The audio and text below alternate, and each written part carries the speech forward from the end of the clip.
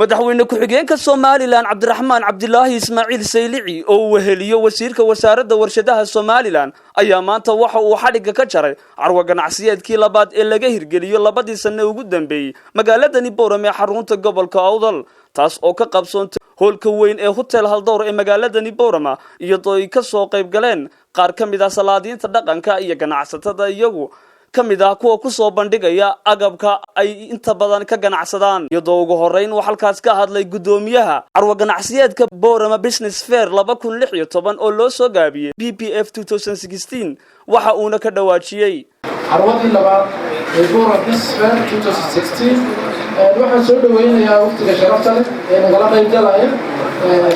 burtaanka carwada madaxweynaha Jamhuuriyadda Somaliland Cabdiraxmaan Cabdilaahi Ismaaciil Saylici سيدنا waxay iyadoo laga qayb qaatay nolol siyaarawada dekedeena weyn qaranka airport siintaay MRN designer Omari Xarabo asal Boorame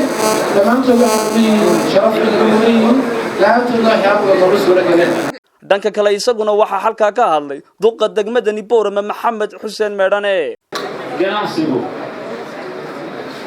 waa waxa la tabartoo ah ummadinay horumar ku gaadhay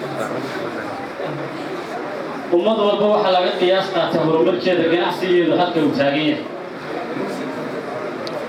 runaantii sanadahan ugu dambeeyay carwooyinka waa markii labaad ee laga sameeyay degmada Boorame taasi waxay muujinaysaa horumarka ganacsi ay degmadu sameysay ama gobolka geesta kale iyagu waxa hadalka iska daba qaatay wasiirka wasaaradda warshadaha Somaliland iyo madaxweyne ku-xigeenka Jamhuuriyadda Somaliland Cabdiraxmaan Cabdilaahi Ismaaciil Saylici waxa weeyaan fikirka iyo maskaxda isku geeyay dabadeedna ka fikireen carwada halka sameeyaan waxa kale oo mahadcelin dadka gacanta ka geystay halka laga aqriyay laga xaalinayay waxa jecel lahaa in la horumariyo ganacsiga iyo carwooyinka noocan oo kale wax badan baa dadka yaala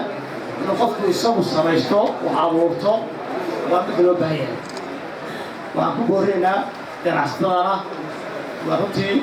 intii ka taageertay aad baan ugu mahadnaqaynaa iyagana waxaan ku boorinaynaa ganacsatada inay ballaariyaan